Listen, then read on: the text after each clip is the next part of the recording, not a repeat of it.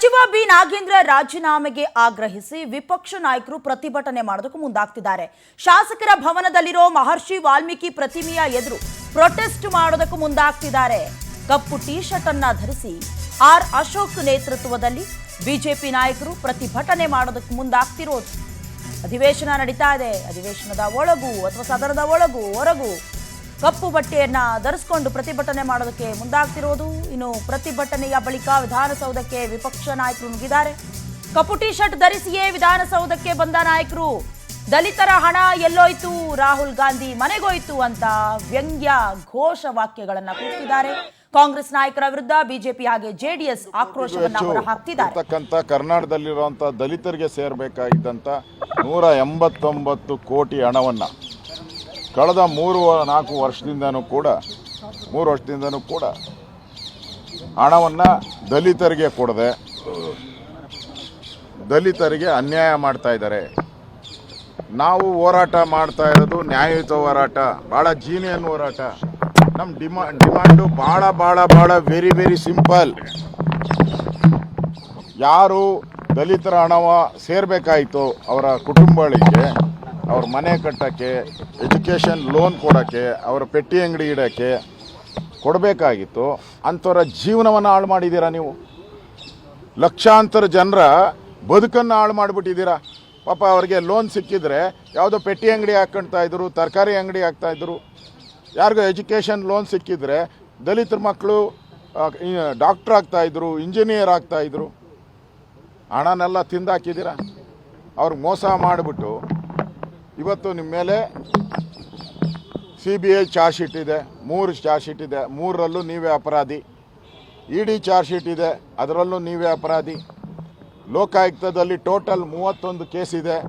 ಆ ಎಲ್ಲ ಕೇಸಲ್ಲಿ ಒಂದರಿಂದ ಆ ಸೀರಿಯಲ್ ನಂಬರ್ಗಳು ಎಷ್ಟವಲ್ಲ, 1 2 3 4 5 ಎಲ್ಲದರಲ್ಲೂ ಒಂದೊಂದು ಚಾರ್ಜ್ ಶೀಟಲ್ಲೂ ಒಂದೊಂದು ಏನೋ ಸ್ಟೇಜು ಇವ್ರದ್ದು.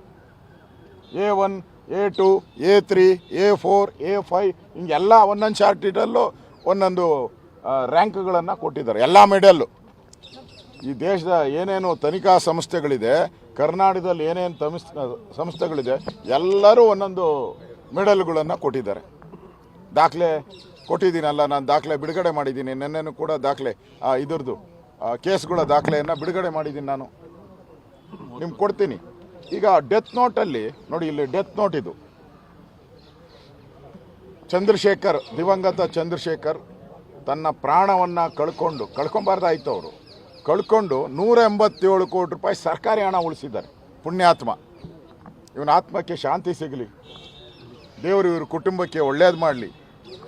ಸರ್ಕಾರದ ಲಕ್ಷಾಂತರ ದಲಿತರಿಗೆ ಸೇರಬೇಕಾದ ಹಣವನ್ನು 180 ಕೋಟಿ ತನ್ನ ಆತ್ಮಹತ್ಯೆ ಮಾಡಿಕೊಂಡು ಈ 189 ಕೋಟಿ ಉಳಿದಾನೆ. ಪುಣ್ಯಾತ್ಮ ಇವನು. ಇಲ್ಲಿ ದಾಖಲೆ ಇದೆ. ಈ ದಾಖಲೆಯಲ್ಲಿ ಕ್ಲಿಯರ್ ಆಗಿದೆ ನೋಡಿ. ಸಚಿವರ ಆದೇಶದ ಮೇರೆಗೆ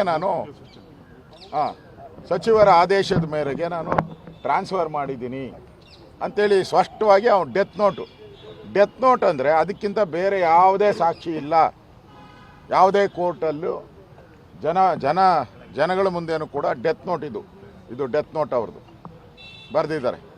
ಮತ್ತು ಯಾರ್ಯಾರು ಅಧಿಕಾರಿಗಳು ಭಾಗಿಯಾಗಿದ್ದಾರೆ ಅವ್ರ ಹೆಸರನ್ನು ಕೂಡ ಇದ್ದಾರೆ. ಸಚಿವ ಬಿ ನಾಗೇಂದ್ರ ತಲೆದಂಡಕ್ಕೆ ವಿಪಕ್ಷಗಳು ಬಿಗಿ ಪಟ್ಟನ್ನ ಹಿಡಿದು ಕುಳಿತಿವೆ.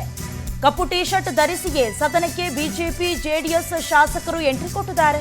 ವಿಧಾನಸಭೆ ಮೊಗಸಾಲೆಯಲ್ಲಿ ವಿಪಕ್ಷಗಳ ಶಾಸಕರ ಸಭೆ ನಡೆಸಿದ್ದಾರೆ. ವಿಪಕ್ಷ ನಾಯಕ ಆರ್ ಅಶೋಕ್ ನೇತೃತ್ವದಲ್ಲಿ ಸಭೆಯಾಗಿದೆ. ಮುಂದಿನ ಹೋರಾಟದ ಬಗ್ಗೆ ವಿಪಕ್ಷ ಶಾಸಕರು ಮೀಟಿಂಗ್ ಮಾಡಿದ್ದಾರೆ. ಸಭೆಯಲ್ಲಿ ಹಿರಿಯ ಶಾಸಕರ ಅಭಿಪ್ರಾಯ ಏನೇನಿದೆ, ಈ ಅಭಿಪ್ರಾಯವನ್ನು ಸಂಗ್ರಹಿಸುವ ಕೆಲಸ ಆಗಿದೆ.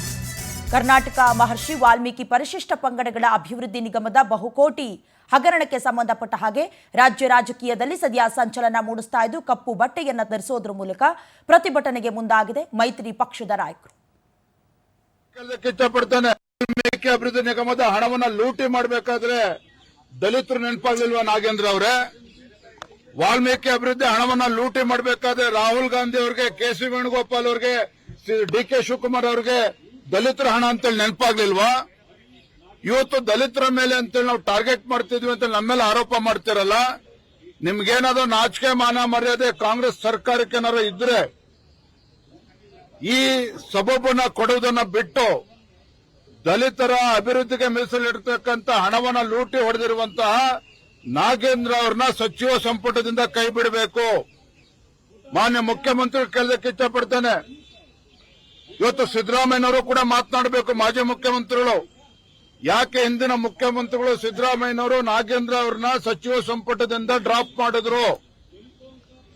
ಇಂದಿನ ಮುಖ್ಯಮಂತ್ರಿಗಳು ಡಿ.ಕೆ. ಶಿವಕುಮಾರ್ ಅವರು ಅವ್ರನ್ನ ಕ್ಯಾಬಿನೆಟ್ ತೆಗೆದುಕೊಂಡಿದ್ದಾರೆ ಅಂತ ಹೇಳಿದ್ರೆ ಅಂತ ಬದಲಾವಣೆ ಏನಾಗಿತ್ತು? ಏನೋ ಕ್ಲೀನ್ ಚಿಟ್ ಕೊಟ್ಟಿದ್ರ? ಎನ್ಫೋರ್ಸ್ಮೆಂಟ್ ಡೈರೆಕ್ಟರೇಟ್ ಕ್ಲೀನ್ ಚಿಟ್ ಕೊಟ್ಟಿದ್ಯಾ? ಯಾರು ಕ್ಲೀನ್ ಚಿಟ್ ಕೊಟ್ಟಿದ್ದಾರೆ ನಿಮಗೆ? ತೆಗೆದಿದ್ಯಾಕೆ? ಯಾವುದೇ ಕ್ಲೀನ್ ಚಿಟ್ ಸಿಕ್ಕಿಲ್ಲ. ತನಿಖೆ ನಡೀತಾ ಇದೆ. ಚಾರ್ಜ್ ಶೀಟ್ ಕೂಡ ಸಲ್ಲಿಸಿದ್ದಾರೆ.